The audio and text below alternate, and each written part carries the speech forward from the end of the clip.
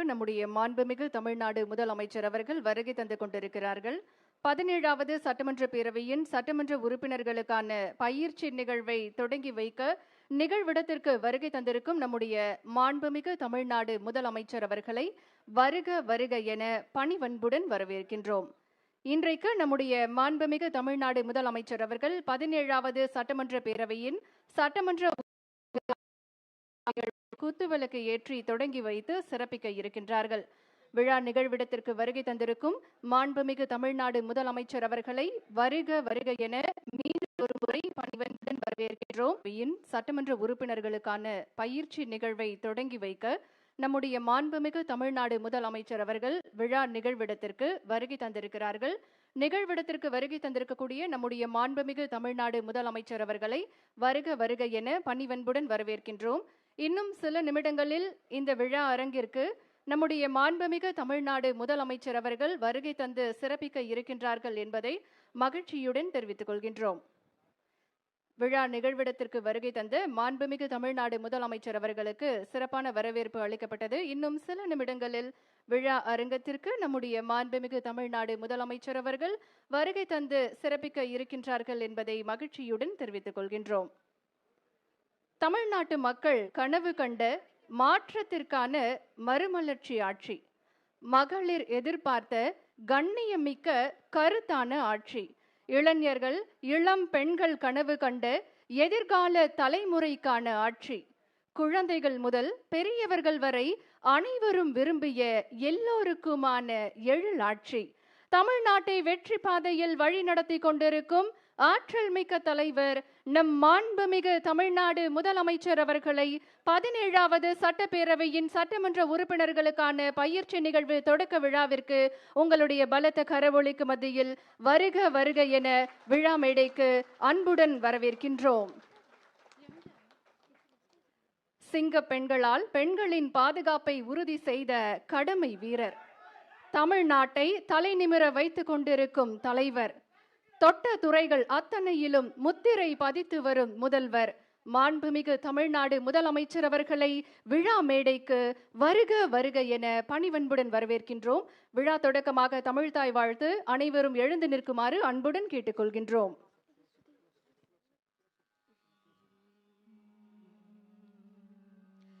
நீராறும் கடலொடுத்த நிலமடந்த கெழிலொழுகும்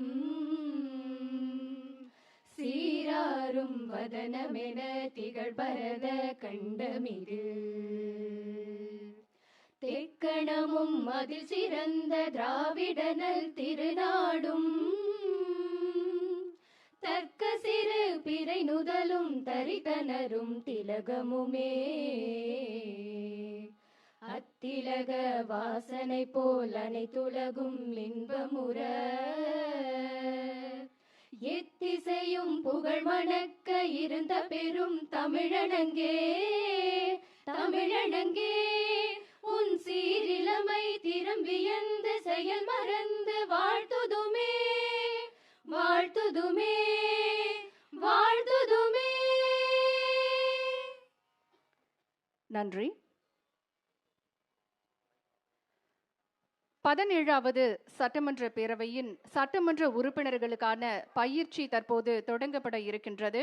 இந்த பயிற்சியை குத்துவிளக்கு ஏற்றி தொடங்கி வைத்து சிறப்பிக்குமாறு மாண்புமிகு தமிழ்நாடு முதலமைச்சர் அவர்களை பணிவன்புடன் கேட்டுக்கொள்கின்றோம்.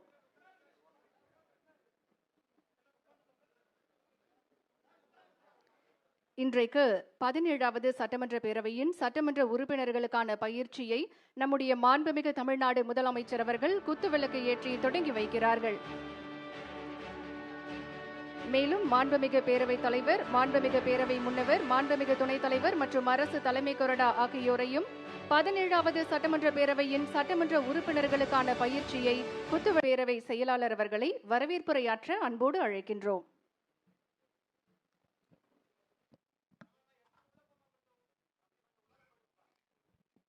பதினேழாவது சட்டமன்ற பேரவை சட்டமன்ற உறுப்பினர்களுக்கான பயிற்சி குறித்த நிகழ்ச்சிக்கு வருகை புரிந்திருக்கும் மாண்புமிகு தமிழ்நாடு முதலமைச்சர் அவர்களுக்கும், மாண்புமிகு பேரவைத் தலைவர் அவர்களுக்கும், மாண்புமிகு பேரவை முன்னவர் அவர்களுக்கும், மாண்புமிகு பேரவை துணைத் தலைவர் அவர்களுக்கும், மாண்புமிகு அரசு தலைமை கொறடா அவர்களுக்கும், மாண்புமிகு அமைச்சர் பெருமக்களுக்கும் மற்றும் மாண்புமிகு சட்டமன்ற உறுப்பினர்களுக்கும், அரசு உயர் அலுவலர்களுக்கும் முதற்கண் எனது பணிவான வணக்கத்தினை தெரிவித்துக் கொண்டு இந்நிகழ்விற்கு வருகை புரிந்த அனைவரையும் வருக வருக என வரவேற்கிறேன். நன்றி அம்மா.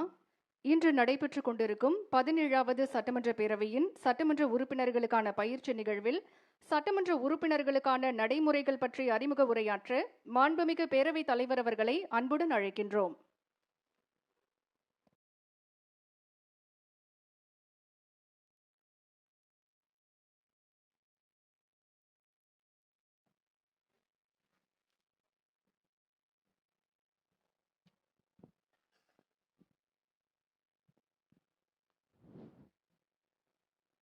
மாண்புமிகு தமிழ்நாடு முதலமைச்சர் அவர்களே, மாண்புமிகு அமைச்சர் பெருமக்களே, மாண்புமிகு அவை முன்னவர் அவர்களே, மாண்புமிகு பேரவை துணைத் தலைவர் அவர்களே, மாண்புமிகு அரசு தலைமை கொறடா மற்றும் சட்டமன்ற கட்சி தலைவர்கள் உள்ளிட்ட மாண்புமிகு உறுப்பினர்களே, உங்கள் அனைவருக்கும் என்னுடைய நெஞ்சார்ந்த வணக்கத்தையும் அன்பு மிகுந்த வரவேற்பையும் நான் மகிழ்ச்சியுடன் முதற்கண் தெரிவித்துக் கொள்கிறேன்.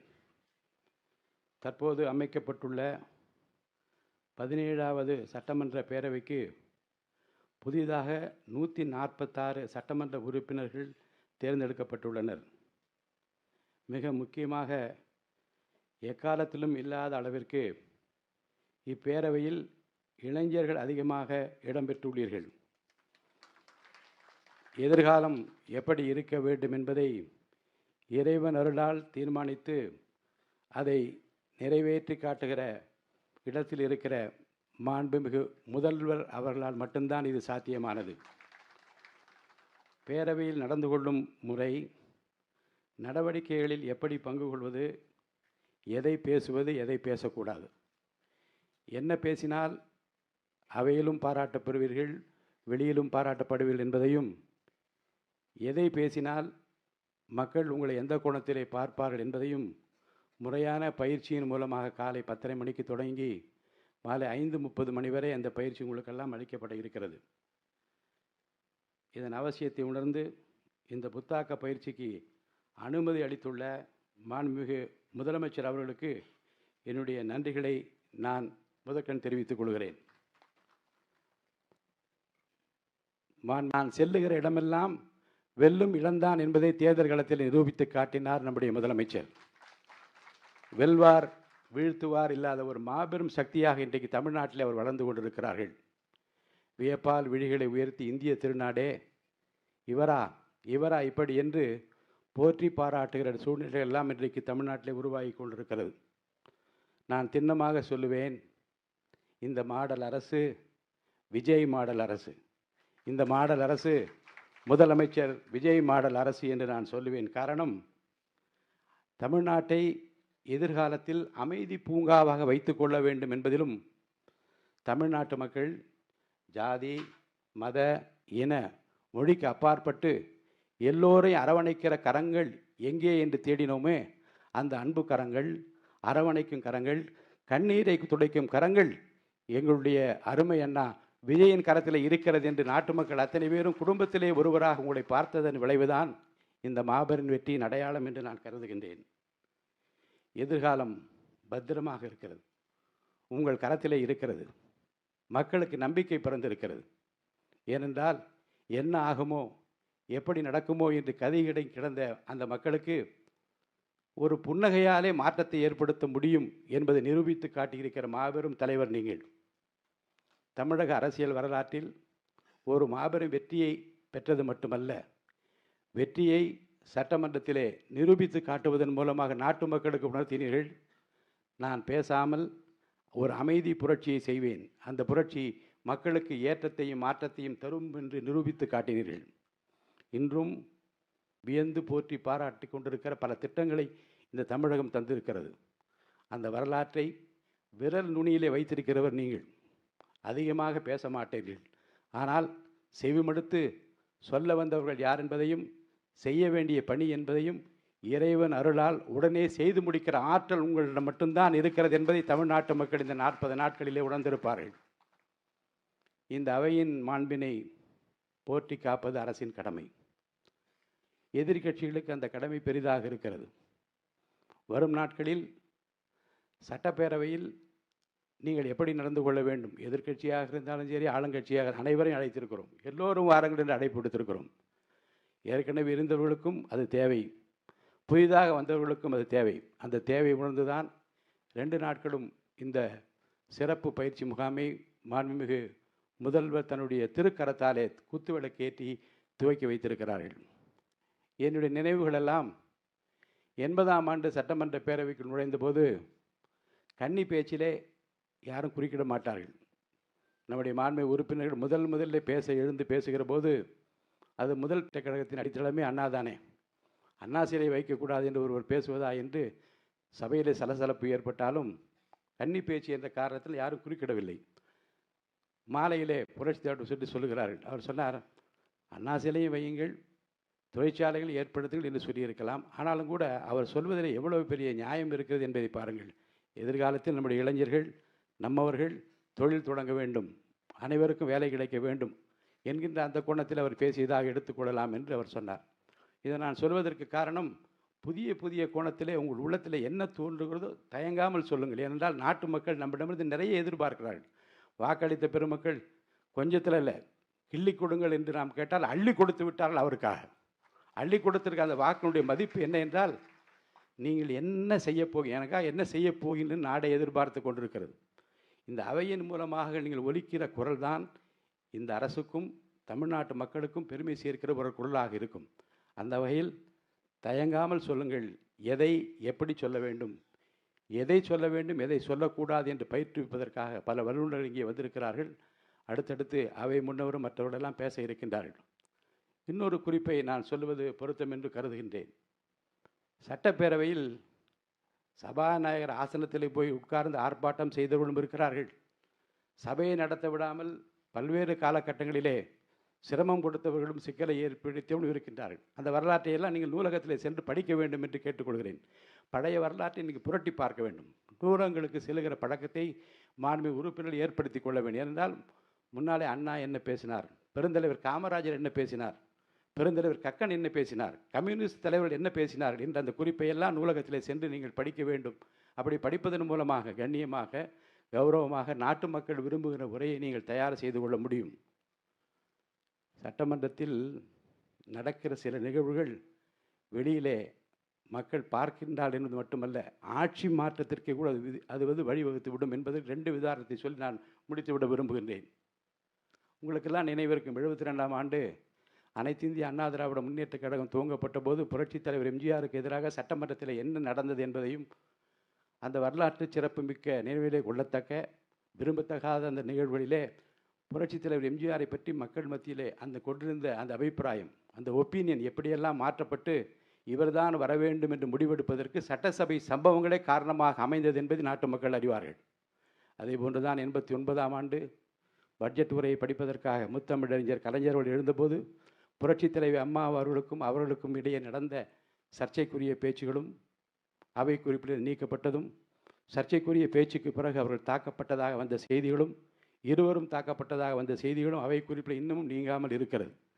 அந்த நிகழ்வுக்கு பிறகு தமிழ்நாட்டு அரசியலில் என்ன நடந்தது என்பதை உன்னித்து பாருங்கள். ஒரு நிகழ்வு, ஒரு சம்பவம் ஒரு மிகப்பெரிய மாற்றத்தை ஒரு கட்சிக்கு எதிராக திருப்பியதையும், ஒரு கட்சி ஆட்சிக்கு வருவதற்கு துணை புரிந்ததையும் அந்த சட்டமன்ற ஒரு நிகழ்ச்சி தான் ஏற்படுத்தியது என்பதை நான் நினைவில் வைத்திருக்கிறேன்.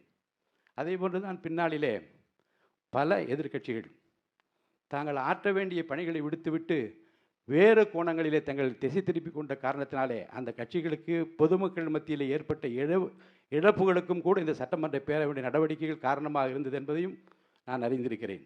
உங்களை பொறுத்த வரைக்கும் சார்ந்திருப்பது அனைத்து கட்சிகளை சேர்ந்தவன் அழைத்திருக்கிறோம், எல்லோரும் வந்திருப்பீர்கள் என்று நான் நம்புகின்றேன்.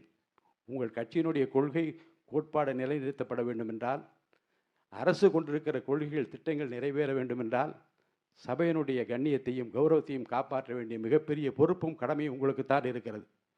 உங்களைத்தான் இந்த நாடு எதிர்பார்க்கிறது. இந்த நாடு நிறைவேற்றுகிற இந்த அவை நிறைவேற்றுகிற சட்டங்கள் தான் எதிர்காலத்தை தீர்மானிக்கப் போகிறது. நம்மை பொறுத்த வரைக்கும் நாம் நம்முடைய முதல்வர் கையிலே பத்திரமாக இருக்கிறோம். நாம் நம்மை பொறுத்த வரைக்கும் நம்மை, இந்த அவையை, நாட்டை அவர்கள் கையிலே இறைவன் ஒப்படைத்திருக்கிறார். நாம் பத்திரமாக இருக்கின்றோம்.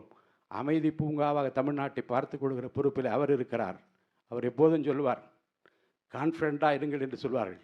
நாம் கான்ஃபிடென்ட்டாக இருக்கிறோம் என்றால் அதற்கு காரணம் அவர் தந்திருக்கிற அந்த புன்னையோடு சொல்லியிருக்கிற வார்த்தைகள் தான் என்று சொல்லி அவரை நான் வருக வருக வருக என்று வரவேற்கின்றேன். வழிகாட்டுங்கள்.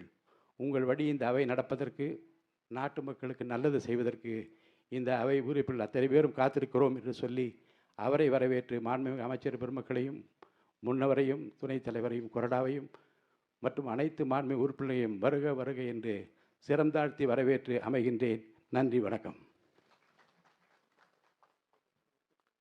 மிக்க நன்றி ஐயா. இன்றைக்கு 17வது சட்டமன்ற பேரவையின் சட்டமன்ற உறுப்பினர்களுக்கான பயிற்சியை குத்துவிளக்கு ஏற்றி தொடங்கி வைத்து சிறப்பித்த மாண்புமிகு தமிழ்நாடு முதலமைச்சர் அவர்களுக்கு மீண்டும் ஒரு முறை மனமார்ந்த நன்றிகளை தெரிவித்துக் கொள்கின்றோம். தற்போது மாண்புமிகு தமிழ்நாடு முதலமைச்சர் அவர்கள் மேடையிலிருந்து புறப்பட்டு செல்கிறார்கள்.